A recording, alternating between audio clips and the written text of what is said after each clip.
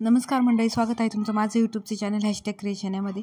चला तर मग आता उन्हाळ्याच्या दिवसामध्ये कसं फर्मेंटेशनचे जे पदार्थ असतात, आपले जे आंबवलेले पदार्थ असतात ते खूप छान आंबले जातात उन्हाळ्याच्या हीटमुळे. तर त्यासाठी घेऊन आले मी उत्तप्प्याची रेसिपी, जी आपण पीठ फर्मेंट करून करणार आहोत. तर बघा, सगळ्यात आधी मी 3 वाटी तांदूळ घेतलेले आणि 1 वाटी डाळ घेतली. ती चांगली स्वच्छ धुवून घेतली. त्याला एक 5 ते 6 तास भिजू घालणार आहोत. त्यानंतर 5-6 तासांनी त्याला चांगलं थोडंसं जाडसर असं बारीक करणार आहोत आणि परत 5 ते 6 तास आपण त्याला परत फर्मेंट होण्यासाठी ठेवून देणार आहोत. आता ज्यावेळेस आपण ते पातेल्यामध्ये काढतो त्यावेळेस ते जरासं मोठंच घ्यायचं पातेलं, जेणेकरून तुम्हाला ते फर्मेंट झाल्यानंतर बाहेर पडणार नाही ते पातेल्याच्या. आता बघा, पूर्ण 5-6 तास झालेले आहेत. पीठ चांगलं फर्मेंट झालेलं आहे आपलं आणि फर्मेंट झाल्यावरच थोडंसं घट्टसर पण होतं आपलं पीठ.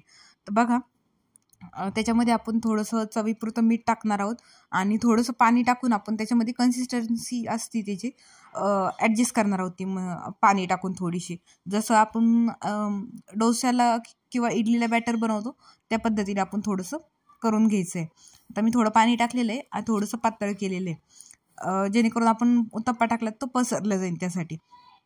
तर बघा, आता मी पूर्ण तवा घेतलेला आहे, त्याला थोडंसं तेल लावून घेतलेलं आहे. आता हा नॉनस्टिक आहे, पण तरी पण आपण थोडंसं पहिल्या उत्तप्पाला आपण तेल लावणार आहोत. आता बघा, त्यानंतर मी त्याच्यामध्ये आपलं जे पीठ आहे ते वाटीने टाकलेले आहे. पळीने टाकता नाही येत एवढं प्रॉपर, त्यामुळे वाटीनेच टाका आणि त्याला वाटी थोडीशी फिरून घ्यायची, जेणेकरून तो थोडासा पातळ होईल. जो आपला उत्तप्पा आहे तो जास्त जाड नाही राहणार.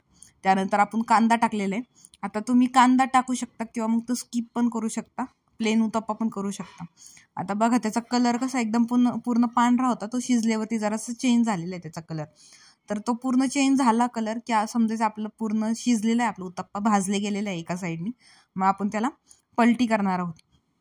पण त्यासाठी त्याआधी थोडंसं तेल टाकलं मी साईडनी, जेणेकरून आपलं पलटी केल्यानंतर ज्यावेळेस आपण पलटी करतो तो उत्तप्पा, त्यावेळेस आपल्या उत्तप्पा चिकटणार नाही.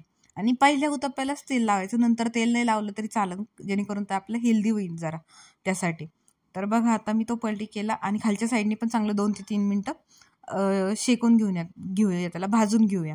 ओके, आता बघा, पूर्णपणे भाजून झालेला आहे आपला खालच्या साईडने पण. आणि आता आपण तो परत सरळ करून घेऊया. तर अशा पद्धतीने आपला उत्तप्पा लगेच तयार होतो, त्याला काही जास्त वेळ लागत नाही. आणि उत्तप्पा मी आता इथे सांबर आणि बटाट्याच्या चटणीसोबत सर्व केलेला आहे. आता सांबरची रेसिपी नेक्स्ट टाइम टाकते मी. आता मी बटाट्याच्या चटणीची रेसिपी टाकलेली आहे, बटाट्याच्या भाजीची. तर त्यासाठी कढईमध्ये तेल घेतलेले आहे 2 चमचे, त्याच्यामध्ये थोडीशी जिरे मोहरी टाकलेली, त्यानंतर 5-6 कढीपत्त्याची पानं टाकलेली आणि एक 4 ते 5 हिरव्या मिरच्या कट करून टाकलेल्या आहे. त्या पूर्ण परतून घेतल्या. त्यानंतर त्याच्यामध्ये थोडंसं लसूण टाकलं, 1-2 ते 3 पाकळ्या ठेचून चांगल्या, आणि परत एकदा चांगलं परतून घेतलं.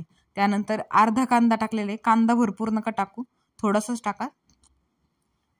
तर मी अर्धा कांदा घेतलेला आहे बारीक चिरून, तो टाकून घेतलेला आहे त्यामध्ये आणि परत एकदा चांगलं हलवून घेतलेलं आहे त्याला पूर्ण. आणि ज्यावेळेस कांदा आहे आपला तो गोल्डन ब्राऊन होईल, त्यावेळेस समजायचं की आपलं पूर्ण कांदा आणि ते मिक्सर आहे ते पूर्ण आपलं परतून झालेलं आहे. त्यानंतर त्याच्यामध्ये 1/2 चमचा हळद टाकलेली आणि परत एकदा हलवून घेतलेलं आहे चांगलं. त्यानंतर मी बटाटा घेतलेला आहे उकडलेला, तो टाकलेला आहे. जरा मोठे मोठे तुकडे केलेले, कारण आपण ज्यावेळेस तो परततो त्यावेळेस तो बारीकच होणार आहे त्यासाठी.